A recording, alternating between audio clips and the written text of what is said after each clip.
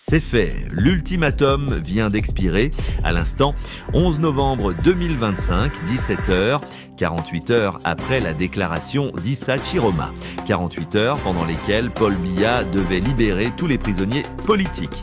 Et qu'a fait Biya? Presque rien, un geste ridicule. 60 prisonniers libérés, un Ngaoundéré seulement sur des milliers arrêtés partout au Cameroun. C'est une insulte, une provocation, la preuve que Biya a paniqué, mais la preuve aussi qu'il ne comprend rien. Et maintenant, en ce moment même, Issa Chiroma passe à l'action. La phase 4 est officiellement lancée. Maintenant, les premières actions ont commencé. Les généraux bougent, le peuple se mobilise, les ministres se positionnent, c'est la guerre finale.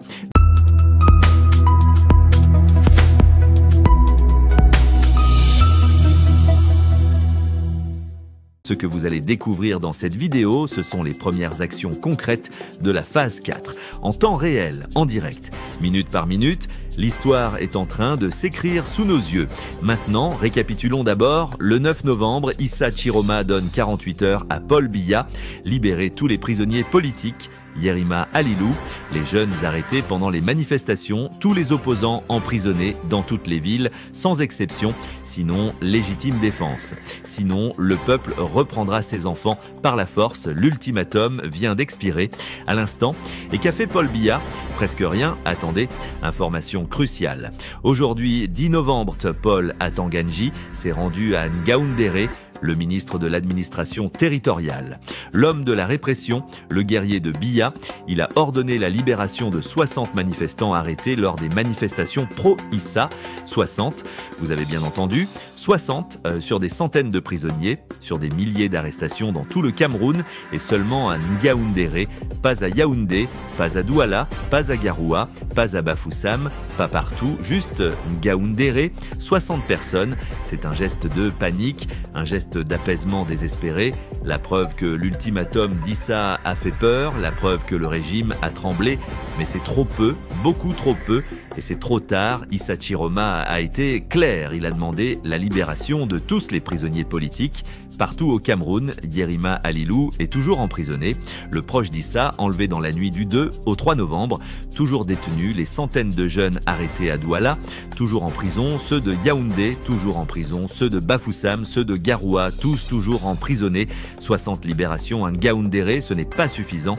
Ce n'est même pas un pourcentage, c'est une insulte. C'est une provocation. Selon nos sources, Atanganji est allé à Ngaoundéré pour calmer la région de l'Adamawa, parce que c'est là-bas que c'est le plus explosif, c'est la région d'Issa Chiroma. C'est le Grand Nord qui a voté massivement pour Issa et qui est prêt à tout pour lui.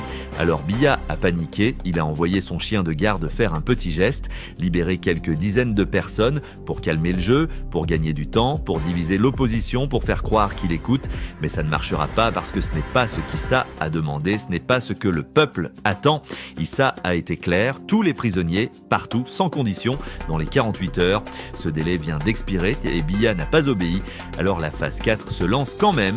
Le régime est resté muet pendant 48 heures, paralysé par la guerre entre Ferdinand Ngongo et Mvondo Ayolo, incapable de décider d'une vraie réponse, espérant que l'ultimatum soit du bluff, que Issa n'ose pas aller jusqu'au bout, que le peuple ait peur. Mais hier soir, panique, réunion d'urgence a tout dit. Biya se réveille. Trop tard, il envoie Atanganji à Ngaoundéré en urgence, libérer 60 personnes. C'est pathétique, c'est une erreur monumentale, parce que Issa Chiroma ne bluffe jamais. Et en ce moment même, la phase 4 a été officiellement lancée. Comment le savons-nous? Par plusieurs sources. Première source, les réseaux sociaux. Depuis quelques heures, des messages cryptés circulent sur les groupes WhatsApp et Telegram des coordonnateurs d'Issa. Le mot d'ordre, phase 4 activée. Biya a refusé de libérer tous les prisonniers. Il n'a libéré que 60 personnes à Ngaoundéré. C'est insuffisant. On passe à l'action. Descendre dans les rues, pacifiquement, massivement, dans toutes les villes. Deuxième source, nos contacts au Nigeria. Issa Chiroma a tenu une réunion d'urgence ces dernières heures à Yola avec son état-major. La décision a été prise, lancer la phase 4 immédiatement. Maintenant, le geste de Biya est insuffisant. On continue. Troisième source, les premiers mouvements sur le terrain. En ce moment même, dans plusieurs villes camerounaises, des gens commencent à se rassembler.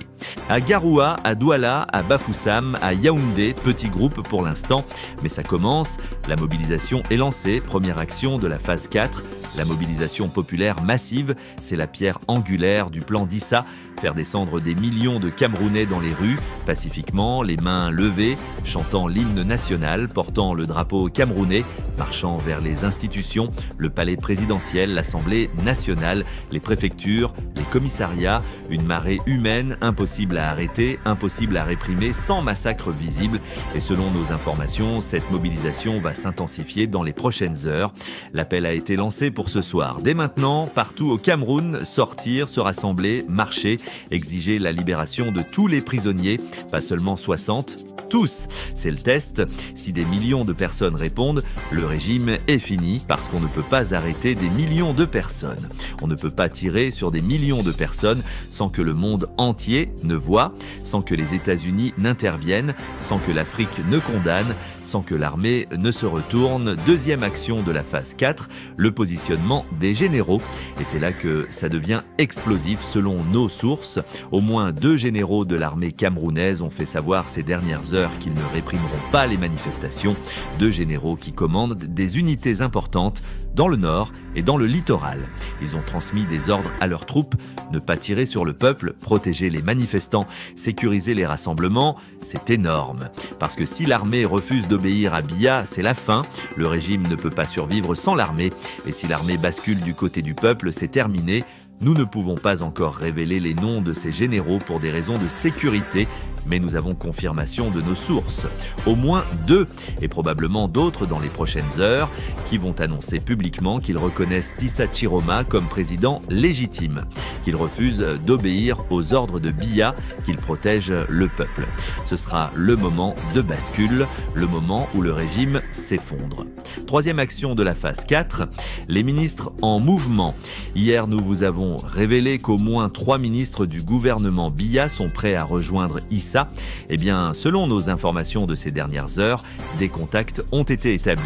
Ces ministres ont envoyé des émissaires à Issa, au Nigeria, pour confirmer leur ralliement, pour négocier leur position dans le futur gouvernement, pour planifier leur annonce publique. Et cette annonce pourrait intervenir très bientôt, dans les prochaines heures.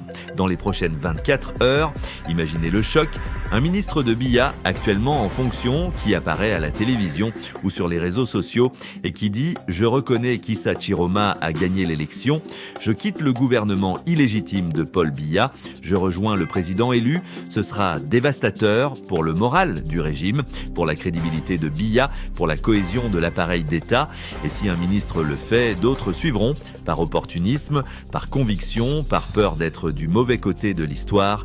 L'effet domino. Quatrième action de la phase 4, la pression internationale. Et ça aussi, ça bouge. Selon nos sources, les États-Unis observent très attentivement. Ils ont des équipes sur place, à Yaoundé, à Douala, qui surveillent, qui comptent, qui filment. Si Biya donne l'ordre de tirer sur les manifestations massives de ce soir, les États-Unis réagiront. Sanctions immédiates. Reconnaissance possible d'Issa, isolation totale du régime. Et au-delà des États-Unis, l'Afrique aussi bouge. La plateforme for African Democrats, qui regroupe 20 pays africains, a déjà condamné l'élection comme frauduleuse. Si la violence éclate, cette plateforme pourrait reconnaître Issa comme président légitime. Le Ghana est prêt, le Nigeria hésite encore, mais la pression monte. Le Sénégal observe, le Bénin aussi. Si plusieurs pays africains reconnaissent Issa, Biya devient un paria régional, incapable de voyager, incapable de commercer, isolé, fini. 5e action de la phase 4, la grève générale. Et ça, c'est prévu pour demain, 12 novembre. L'appel a été lancé cette nuit. Tous les secteurs, éducation, santé, transport, banque, commerce, administration, port, aéroport, tout s'arrête jusqu'à ce que tous les prisonniers soient libérés, jusqu'à la chute de Biya. C'est l'arme économique ultime. Si tout le Cameroun cesse de fonctionner, l'État n'a plus de revenus, les salaires ne sont plus payés, les fonctionnaires se retournent, les militaires aussi, parce qu'ils ne reçoivent plus leur solde. Et sans salaire, il n'y a plus de loyauté. La grève générale, c'est l'étranglement économique du régime, lent, inexorable, mortel. Mais pendant que la phase 4 se déploie, que fait Paul Biya ? Presque rien. Il envoie à Tanganji libérer 60 personnes à Ngaoundéré. C'est tout, il est invisible, muet. Selon nos sources à Etoudi, il est en réunion permanente depuis ces dernières heures. Avec Ferdinand Ngo, avec Mvondo Ayolo, avec les généraux loyalistes. Mais ils ne parviennent à aucune décision cohérente. Ngongo voulait ne rien faire, ne rien libérer, réprimer violemment. Mvondo a paniqué, il a poussé pour le geste d'apaisement, les 60 libérations, mais c'est insuffisant et maintenant ils débattent. Que faire ensuite? Libérer plus de prisonniers? Réprimer les manifestations de ce soir? Négocier avec Issa? Biya a 93 ans, épuisé, malade, n'arrive pas à trancher, il est paralysé. Prisonnier de ses propres contradictions, s'il réprime massivement, il tombe. S'il libère tous les prisonniers, il montre sa faiblesse. S'il ne fait rien de plus, Issa continue. Biya est coincé dans un piège dont il ne peut pas sortir et voici ce qui va se passer dans les prochaines 12 à 24 heures. 3 scénarios possibles. Premier scénario, le moins probable. Biya cède complètement, il annonce la libération de tous les prisonniers politiques, partout. Il accepte des négociations, il reconnaît qu'il y a une crise. Ce serait la fin honorable. Mais Biya n'a jamais cédé en 43 ans. Son ego ne le permet pas, il vient de libérer 60 personnes. Il pense probablement que c'est suffisant. Ce scénario est quasi impossible. Deuxième scénario, le plus probable, l'escalade. Biya refuse de libérer plus de prisonniers. Il considère que les 60 libérations à Ngaoundéré suffisent. Il donne l'ordre de réprimer les manifestations de ce soir. L'armée tire, il y a des morts. Les images font le tour du monde. Les États-Unis sanctionnent, les généraux se mutinent, les ministres fuient, le régime implose, chaos, violence. Guerre civile possible, mais chute inévitable de Biya. Troisième scénario, le plus surprenant, le coup d'État. Des généraux, voyant que Biya est paralysé, qu'il fait des gestes ridicules et insuffisants, que le pays sombre dans le chaos, décident d'agir. Ils renversent Biya, arrêtent Ngongo, prennent le contrôle, libèrent immédiatement tous les prisonniers et négocient avec Issa une transition militaire de courte durée, puis des élections libres. C'est le scénario gabonais, rapide, chirurgical, avec un minimum de violence. Et ce scénario est de plus en plus probable, parce que l'armée camerounaise voit ce qui se passe. Elle voit que Biya est fini, elle ne veut pas couler avec lui, elle cherche une sortie, et le coup d'État, c'est la sortie. Alors, que devons-nous surveiller dans les prochaines heures? Première chose, les manifestations de ce soir, combien de personnes vont descendre? Si c'est massif, des centaines de milliers, des millions, c'est gagné pour Issa. Deuxième chose, la réaction de l'armée. Est-ce qu'elle tire? Est-ce qu'elle protège les manifestants? Est-ce qu'elle se divise? Si l'armée refuse de tirer, Biya est fini. Troisième chose, les annonces de ralliement. Est-ce qu'un général va parler? Est-ce qu'un ministre va partir? Si oui, l'effet domino commence. Quatrième chose, la réaction américaine. Est-ce que Washington va publier un communiqué, annoncer des sanctions, reconnaître Issa? Si oui, c'est terminé pour Biya. Cinquième chose, la grève de demain. Est-ce qu'elle est suivie? Si oui, le régime s'asphyxie économiquement. Sixième chose, Biya va-t-il libérer plus de prisonniers? Va-t-il comprendre que 60 à Ngaoundéré, ce n'est pas suffisant? Ou va-t-il s'entêter? Les prochaines 24 heures vont déterminer l'avenir du Cameroun. Soit Biya tombe rapidement, par coup d'État ou par effondrement, soit le pays plonge dans la violence et le chaos pour plusieurs jours avant que Biya ne tombe quand même. Mais dans tous les cas, Biya tombe, c'est inévitable, parce qu'il a laissé expirer l'ultimatum sans vraiment obéir, parce qu'il a fait un geste ridicule. 60 prisonniers à Ngaoundéré, c'est une insulte. Issa a demandé tous les prisonniers partout. Biya n'a pas obéi, il a montré sa faiblesse, il a montré sa panique, mais il a aussi montré son mépris, son arrogance, son incapacité à comprendre. La phase 4 est lancée et elle est irréversible. Issa Chiroma l'a dit, il ira jusqu'au bout. Par tous les moyens, le peuple l'a entendu, l'armée l'a entendu, les ministres l'ont entendu, le monde l'a entendu. Il n'y a plus de retour en arrière possible. Si cette vidéo sur le lancement de la phase 4 vous a ouvert les yeux, abonnez-vous immédiatement à Politique Cameroun. Activez la cloche parce que dans les prochaines heures, nous allons vous tenir informés en temps réel des manifestations, des réactions de l'armée, des ralliements, des décisions internationales, des nouvelles libérations ou pas. Likez massivement et partagez cette vidéo partout. Le régime va essayer de couper Internet de censurer les réseaux sociaux, d'empêcher les informations de circuler. C'est à nous de contourner la censure, de diffuser la vérité. Dites-nous dans les commentaires si vous pensez que les 60 libérations à Ngaoundéré sont suffisantes, si vous allez manifester ce soir, si vous pensez que Biya va tomber dans les 24 heures, si vous pensez qu'il y aura un coup d'État. Nous lisons tous vos commentaires. Je vous dis à très bientôt, probablement dans quelques heures, pour un point sur les manifestations de ce soir. La phase 4 est lancée, l'histoire s'écrit maintenant, en ce moment même. Soyez du bon côté de l'histoire. Vive Issa Chiroma, président élu de la République du Cameroun. Vive le Cameroun libre, vive la démocratie.